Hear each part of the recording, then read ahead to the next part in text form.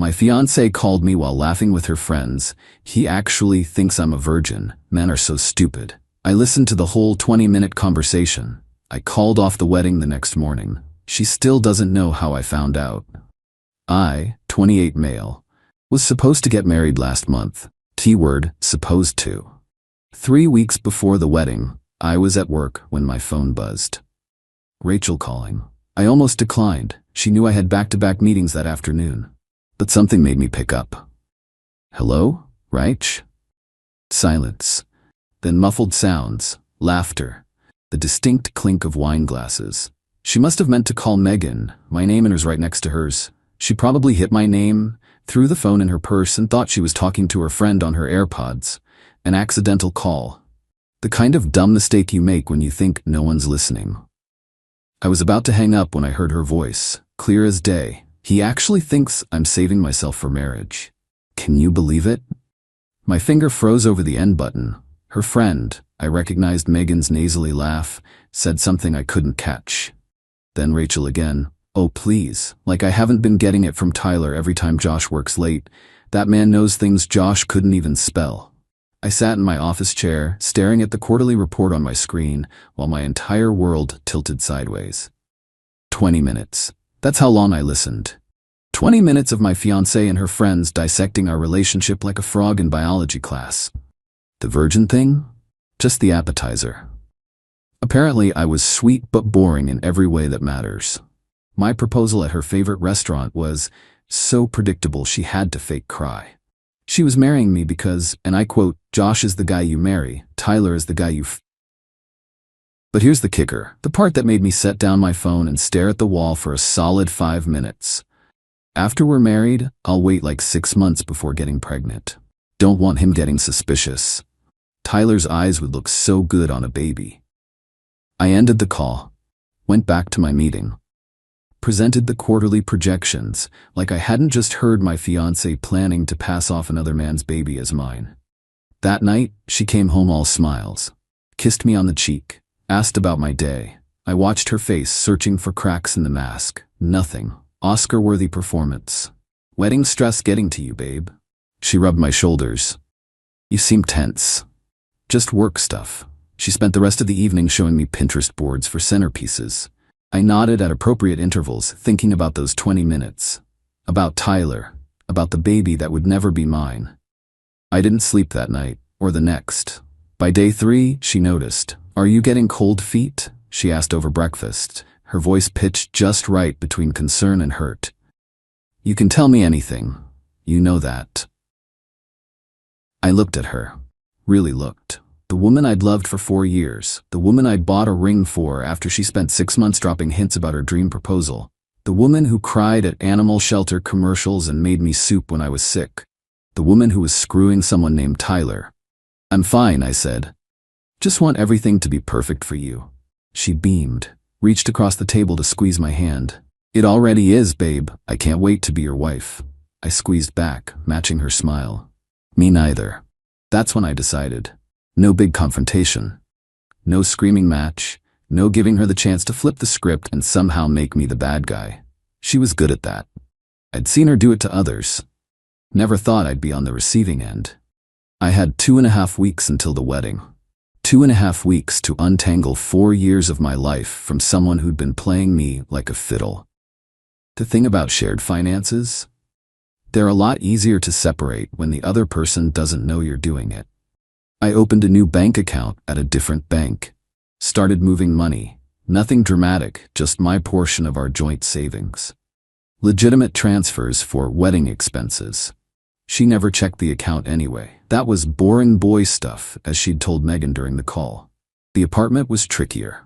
Both our names on the lease, 8 months left. I spent my lunch breaks reading the fine print. Breaking it would cost me 2 months' rent, but I considered that the price of admission to my new life. I set the money aside. Meanwhile, I became the world's most devoted fiancé. Picked up flowers randomly, cooked her favorite meals, listened attentively to every wedding detail. She ate it up, even bragged to her mom on the phone about how attentive Josh has been lately. Yeah, attentive to every lie that came out of her mouth. A week before the wedding, things got interesting. She came home frazzled. Tyler's being weird, she said, pouring herself wine. Large pour. He keeps texting about the wedding. Like, I get it, you're jealous, but deal with it, you know? I made sympathetic noises while chopping vegetables. That must be tough. What's he saying? She waved her hand dismissively. Oh, just guy stuff. He'll get over it once I'm married and he realizes nothing's changing. Nothing's changing. She said it so casually, like maintaining an affair after marriage was just another item on her to-do list, right between pick up dry cleaning and cheat on husband. Maybe he needs some space, I suggested. Distance makes the heart grow fonder and all that. She laughed. Actually laughed. God, you're sweet. This is why I love you, Josh. You always see the best in people.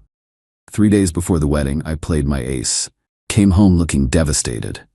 We need to talk, I said, setting my laptop bag down heavily. Her face went white. For a second, just a second, I saw panic. Then she recovered. What's wrong? Did something happen at work? I got a call from the bank. There have been some large cash withdrawals from our joint account. They flagged it as suspicious activity. She blinked. Twice. What? How is that possible? I don't know. But Rachel, nearly $10,000 is gone. I watched her process this. Watched her realize I was lying. Watched her calculate whether to call me out or play along. She chose option 2. Oh my God, we need to call the police. Our wedding money. I already did, I cut in. They said it's tricky since both our names are on the account. They suggested we come in to file a report and bring all our records. I told them we'd be there tomorrow morning to get it sorted. Her hand fluttered to her throat. Tomorrow? But I have my final dress fitting. I know. I'm sorry. But this is serious. The venue needs final payment by Friday. She nodded slowly. Mind racing. I could practically see the gears turning. You're right. Of course. We'll figure this out together. That night, she was on her phone constantly, texting under the covers when she thought I was asleep. I caught glimpses. Tyler. Megan, her sister. Damage control mode activated. The next morning, 2 days before our wedding, I woke up to an empty bed and a note. Babe, I'm so sorry, but I had to go. My mom had a medical emergency. I'm driving to Sacramento now. I'll be back tomorrow for the rehearsal dinner. Please handle the bank thing without me. Love you. Her mom lived in Phoenix and was currently posting beach photos from her Cabo vacation on Facebook. I texted back, of course. Give your mom my love. Don't worry about anything here. Then I texted my best man, it's over. Stand by for instructions. Update 1. To be clear, when I texted my best man, I didn't mean for him to call the venue just yet. I just needed my inner circle to know the war had started. The scorched earth campaign would begin later. See, when Rachel left for her fake emergency, she made a crucial mistake. She took her laptop but left her tablet. The one synced to her iCloud, the one she thought I didn't know the password to.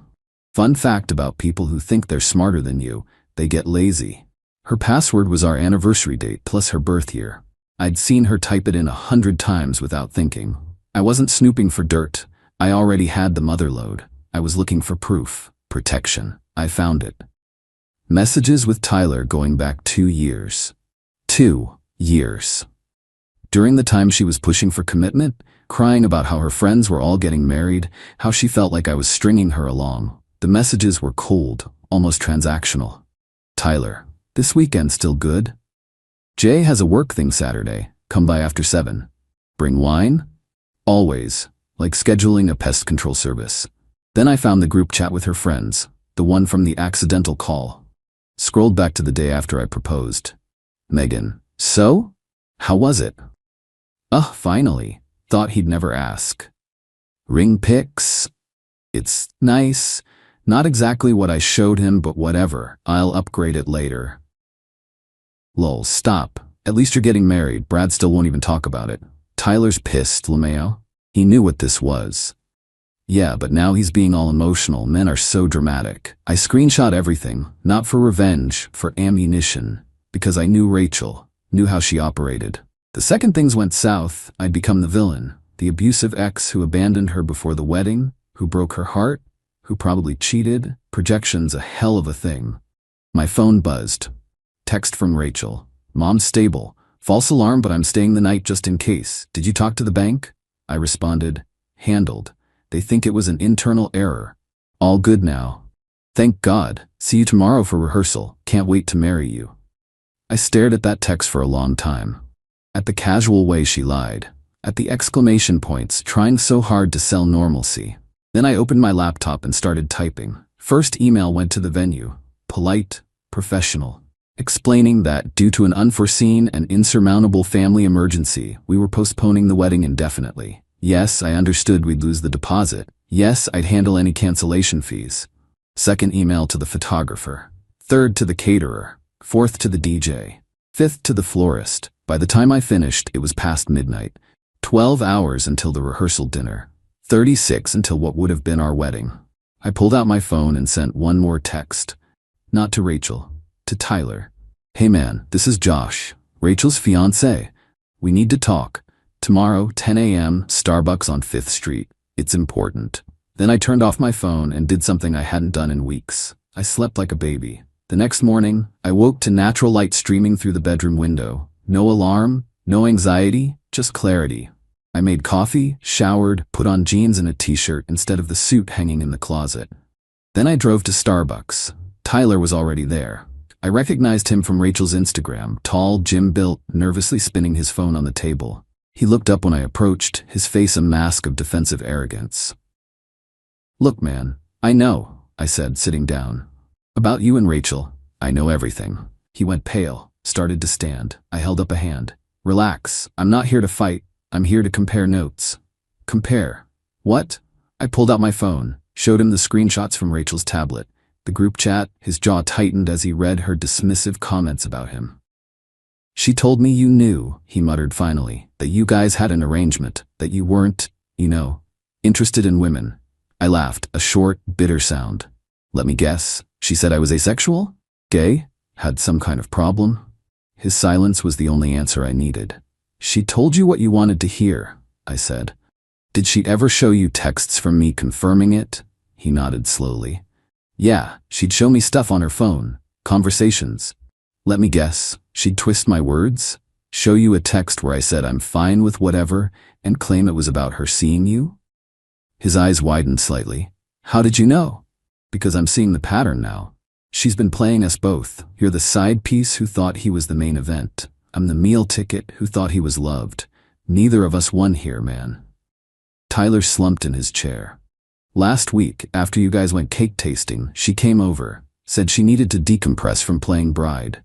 That stunned more than I expected. We'd had fun that day, laughed at the ridiculous prices, argued playfully about chocolate versus vanilla, fed each other samples, all of it a performance. So what are you going to do? Tyler asked. I checked my watch. 2 hours until the rehearsal dinner. Nothing, I said. Absolutely nothing, he frowned. You're still marrying her? No, but she doesn't know that yet. I stood to leave, then paused. Do me a favor. Don't answer her texts today. Don't answer her calls. Let her sweat a little. Why would I do you any favors? He shot back, a flash of anger in his eyes. Because in about 4 hours, she's going to show up to a rehearsal dinner that doesn't exist for a wedding that's not happening. She's going to realize her fiancé has gone radio silent, and when she frantically calls her backup plan for comfort and you don't answer either, that's going to be a very interesting meltdown. You really want to be on the receiving end of that? A slow, cold smile spread across his face. You're kind of an evil bastard. I respect that. I shrugged. I learned from the best. Update 2, the final act. The rehearsal dinner was supposed to start at 6 p.m. at Rosetti's downtown. Rachel texted me at 4:30. Just left Mom's, can't wait to see you. See you. Should I meet you at the restaurant? I responded, actually, can you swing by the apartment first? Need to talk about something. Everything okay? Yeah, just wedding stuff. See you soon. I'd spent the afternoon methodically packing. Not everything, that would be too obvious. Just the important stuff. Documents. Electronics. The watch my grandfather left me. Photos of my family. Things that mattered. The rest? The matched dishware she insisted we needed. The throw pillows that cost more than my car payment. The engagement photos plastered on every wall. All of it could stay. Consider it a severance package for 4 years of method acting. She burst through the door at 5:15, hair perfect, makeup flawless, wearing the dress she'd bought specifically for tonight. Babe, we need to hurry. Everyone's probably all ready. She stopped, looked around, noticed the suitcase by the door. Are you going somewhere? Sit down, Rachel. I pulled out my phone, hit play on the recording. Her own voice filled the apartment. He actually thinks I'm saving myself for marriage. Can you believe it? The color drained from her face so fast I thought she might faint. I let it play. All 20 minutes. Every laugh, every cruel observation, every detail about Tyler and her plan for his baby. When it finished, the silence was deafening. I can explain, she whispered. No need. I've had 3 weeks to process this. 3 weeks of watching you lie to my face every single day. You're very good at it, by the way. Truly. It's not. Megan was joking around and I just got caught up. Tyler sends his regards. I interrupted. Met him for coffee this morning. Interesting guy. He was under the impression I was gay. The story seemed to change depending on what you needed. She opened her mouth, closed it, opened it again. Nothing came out. The wedding's canceled, I continued. Venue, caterer, photographer, everyone's been notified. Your family received a lovely email explaining that due to irreconcilable differences, we've decided to part ways. Very mature, very civil. You told my family? Just your parents and sisters. Oh, and your cousin Janet. She's always been chatty, hasn't she? I'm sure word will spread naturally. She stood up, tears streaming now. Josh, please, we can work through this. Couples therapy. With whose baby, Rachel? That stopped her cold. Because according to your friends, the plan was to wait 6 months, then pass off Tyler's kid as mine. His eyes would look so good on a baby, right? I was drunk. I didn't mean. Which part didn't you mean? The 2-year affair? The fake virginity? The part where I'm sweet but boring in every way that matters? Help me out here. She tried anger next. You recorded me without my permission. That's illegal. I'll sue. I looked it up, I said calmly. It's not. Also, the lease. I'm moving out Monday. You can figure out the rent yourself. Consider the furniture a parting gift. You can't just leave. What am I supposed to tell people? Whatever you want. You're creative. I'm sure you'll spin something believable. Probably make me the bad guy. Cold feet, secret addiction, abusive behavior you bravely escaped from. The sky's the limit. She collapsed on the couch, full sob mode now. I love you, Josh. I really do. Tyler means nothing. Then why? I asked, genuinely curious. She looked up at me, mascara running. For the first time in 3 weeks, she seemed genuinely lost for words. Seriously, I pressed. Why? If you wanted Tyler, why not just be with Tyler? Why waste 4 years of both our lives? Because. She hiccuped. Because Tyler's exciting, but he's a bartender, Josh. He lives with 3 roommates. He doesn't have a 401k or health insurance or stability. He's fun. You're the future. I'm a retirement plan. That's not. Actually, that's exactly what it is. I picked up my suitcase. For what it's worth, I did love you. The you I thought you were anyway. The one who cried at shelter commercials and made terrible pancakes and snorted when she laughed too hard. I don't know if that person ever existed, but I loved her. I headed for the door. Stopped. Turned back. Oh, one more thing. That $10,000 from the bank? I lied. Needed you out of the apartment for a day so I could think. It worked. Her face went through confusion to realization to pure rage. You tested me. Pot. Meet kettle. I opened the door. Good luck, Rachel. I hope you figure out what you actually want someday. Josh, wait. I didn't. Update 3. 6 months later, figured I owed you all a final update since my inbox is still getting messages asking what happened next. The immediate aftermath was about what you'd expect. Rachel blew up my phone for a week straight. Texts ranged from apologetic word salads to rage novels to suicide threats. She's fine, her sister confirmed she was just being dramatic. I blocked her number and didn't respond. My personal favorite was a 3 a.m. voice message where she accused me of emotional manipulation and calculated cruelty. The irony was so thick you could spread it on toast. Tyler lasted 2 more weeks before blocking her. He sent me one last message. You were right. The meltdown was interesting. Thanks for the heads up. We're not friends, but there's a weird unspoken respect there. The fallout with her family was messy. Her mom called me crying. Her dad was colder. Asked if I had proof. I sent him the audio file. He hung up without saying goodbye. Haven't heard from them since. Her sister, Marie, reached out to apologize. The younger one, Steph, sent me a long text about how I'd humiliated the family and ruined Rachel's life. I replied, She had 2 years to not have an affair. This one's on her. The friend group imploded.